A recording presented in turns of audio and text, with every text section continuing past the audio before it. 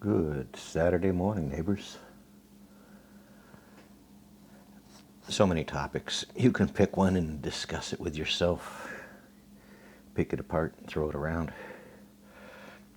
Behind me on this screen is the La Palma volcano that's been erupting for over a month now, spitting lava out, destroying a lot of property and creating a lot of new land. So that's La Palma in the Canary Islands, which are a Spanish territory, I suppose, much like we have territories. So you can go find that, Canary Islands, La Palma volcano. And it's just been pouring out lava for a while. It's still destroying houses. What's amazing is how the whole island was built. If you go to Google Earth and zoom out, you can see the other lava flows that created that whole island, the whole island chain.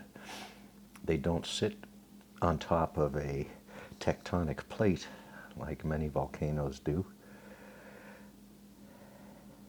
So of the 100 to 150 active volcanoes on the planet, maybe there's 45 or 50 that are significant, that are rumbling. That's just one of them. If you were there, it's a catastrophe. If you live in the ash cloud, it's a mask-wearing community now. And they have other gases to worry about coming off the volcano, so it's pretty amazing. It's worth taking a look at. Since it's been going on so long, you can go back after a couple of days and see the changes that have occurred because nature, volcano, how things work. You can find a lot of fear porn around that island as well. Nonsense about, well, it's not nonsense. It's statistical probabilities of maybe. What if, what about? You know, that game that media likes to play. Well, what about? Just asking questions. So we know how that volcano works. We know how old it is. We know where the magma that's coming out comes from and how old that is compared to what the surface is. And the people on the surface are suffering. It's also a large banana supply for Europe is on that little island, which is really truly amazing.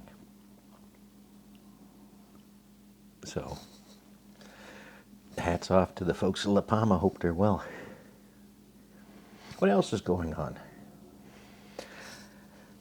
I was looking all things nuclear, and there seems like there's a media blackout as to what's going on. No talk about the grand plans of nuclear, because a nuclear plant requires connection to a grid, requires the ability to move that energy from one location to another and share it, or else it's a pretty pitiful excuse for building a nuclear facility.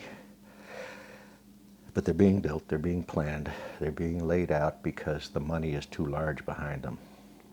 Never mind, they don't have answers for the waste problem. They ignore the mining risks and issues, the harm already done, mostly to quite a few Native American tribes, oddly. We gifted them land that was theirs already. Now we want to mine it out from underneath them. And these nations are struggling from polluted water supplies. One of my pet peeves, because we know how this works, right? We know how pollution works. Don't fully understand it. We have general ideas, so mining. And on the other side of this is the waste. Where's the waste go? What's the story? How many stories with waste do we have? So far we have about 140 commercial nuclear waste sites in the U.S., just commercial nuclear plants, let alone the other waste sites. Savannah River, capturing the world's plutonium leftovers, scraping it together for something. Somebody's got a picture, an idea. But so what happened? What's this explosion of billionaires besides tax avoidance?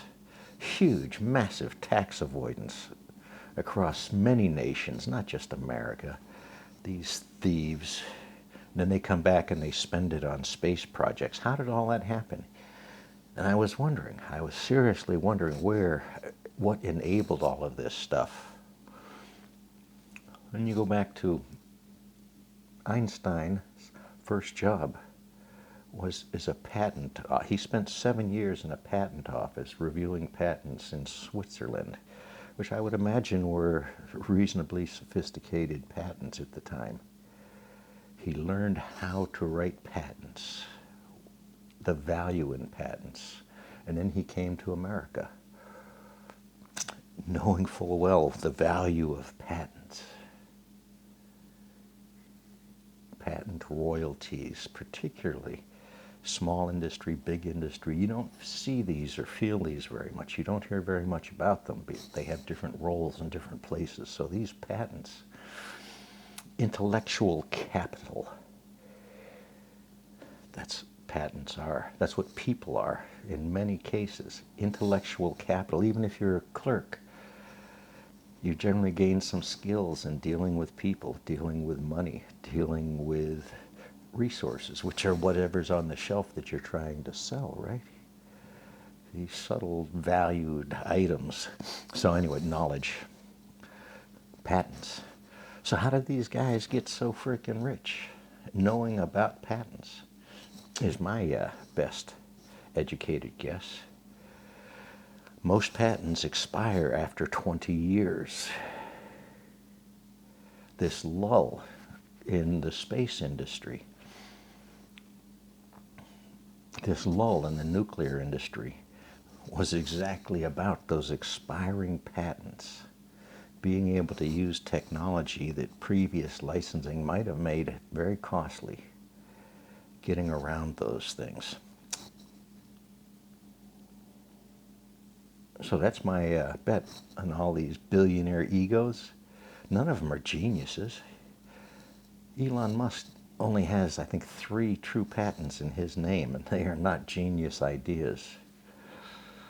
Albert Einstein had teams of young engineers working for him that fed him ideas, fed him pieces of ideas. Maybe he put together a little differently and better than others, but he got to see hundreds of engineers playing with toys few get to dream or play with. In the time it was electronic devices and electronics and some chemistry of electronics. Electricity, basic electricity itself, electrons moving. So there's behind the scenes, big game. I've seen this before with patents, how it goes about. A glass vitrification of nuclear waste. Vitrification of nuclear waste is subject to global patents because that's the playground they're in. So you either wait for them to expire, and poof, all of a sudden you're a rocket genius. Bullshit. Poof, all of a sudden you're a computer genius. Poof, all of a sudden you're a logistics genius creating Amazon while cutting the throats of every reasonable paying job around. It's the Walmart way. Kill the little stores, murder them, run them over, pave them over. The Walmart way, offshore it. Vote. Democrats got a long way to go to pull more votes. Can they do it? Peace is out.